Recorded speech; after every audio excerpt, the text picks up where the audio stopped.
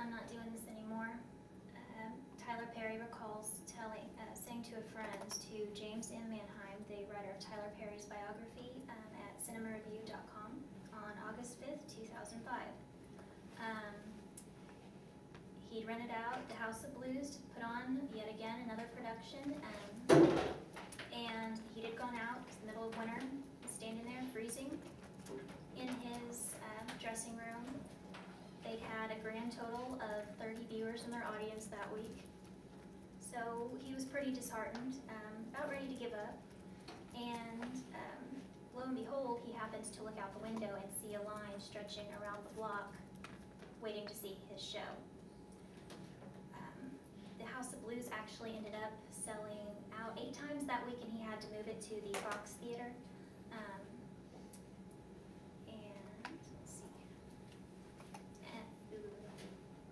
The Washington Post estimated that some 9,000 people actually viewed his play that week, and all gave it unanimous positive reviews.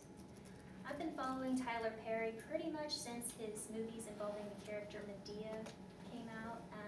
Diary of a Mad Black Woman, Medea Goes to Jail, I Can Do Battle by Myself, and then the more serious movies that he's done for Colored Girls.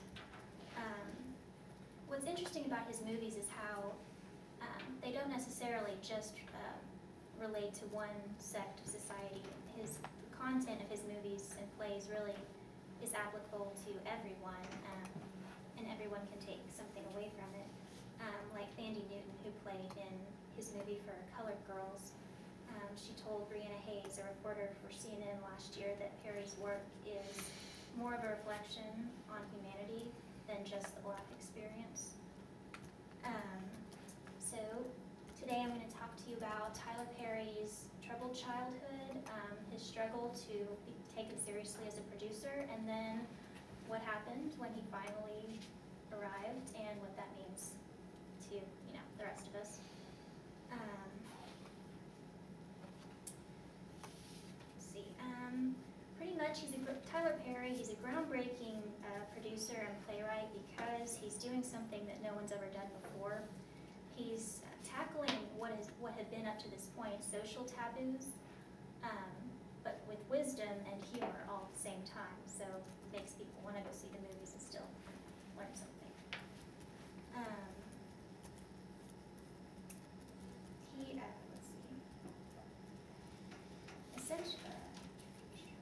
He's pretty much, his productions, they're like reality shows. It's in their like real life, but without needing to do a whole reality show. He was born in 1969 in New Orleans to a relatively impoverished family. He was the middle child of 4 children. He suffered physical abuse at the hands of his father for the first 16 years of his life. At which point, when he was 16, following a suicide attempt, he dropped out of high school to obtain his GED later, and changed his name from Emmett Perry Jr. to his father's name to Tyler Perry as a way of separating himself from his father. He obtained his GED later, and for the beginning of his early adulthood, he just kind of went from job to job. Nothing seemed to fit. Until one day, something happened that changed a lot for him. He was watching Oprah, and she had mentioned something about how writing about difficult experiences can make for a lot of personal breakthroughs.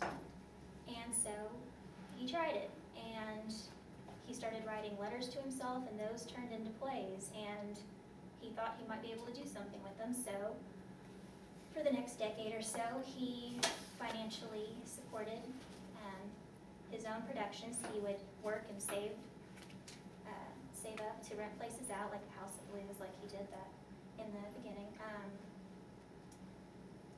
But it was difficult at times because every time they'd open a production, he couldn't be at his job, so he'd lose that job. He even at one point became homeless and was living out of his car because of his financial compromises.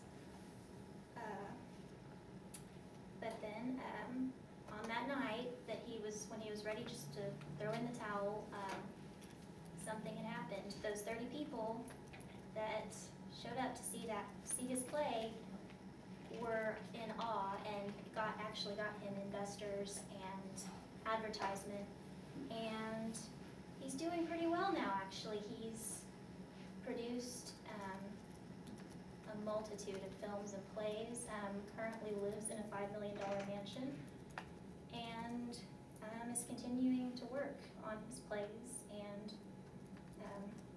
movies, and act in movies as well. So essentially, he was pretty groundbreaking in his method and message that he was portraying in his works, from his own experiences and things that people don't usually talk about, and adding in that sense of humor, which is how life usually goes along the way. And so he's done pretty good. He's come a long way from his troubled childhood and living in a car, and living in a $5 million mansion, and he's learned to make his troubles work for himself, and anybody else who can take something away from his films. And basically, everybody pretty much knows you made it when South Park makes fun of you. That happened. According to Kathleen Perry-Cohn, staff writer for the New York Daily News, on May 5th, 2011, South Park debuted Tyler Perry dressed as his character Medea on South Park and declared him the greatest threat to mankind.